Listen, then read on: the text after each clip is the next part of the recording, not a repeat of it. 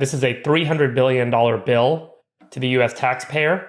And the ultimate beneficiary of that bill, while we all might want to say it's the people that are getting debt relief that have taken out these student loans, that money was transferred to somewhere.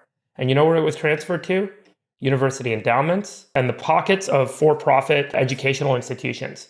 If there were a free market for education in the United States and the government was not involved in the process of funding and supporting the educational infrastructure in this country, individual citizens would have the right and the obligation to make decisions about whether or not the money that they're spending on tuition actually has a positive ROI for them.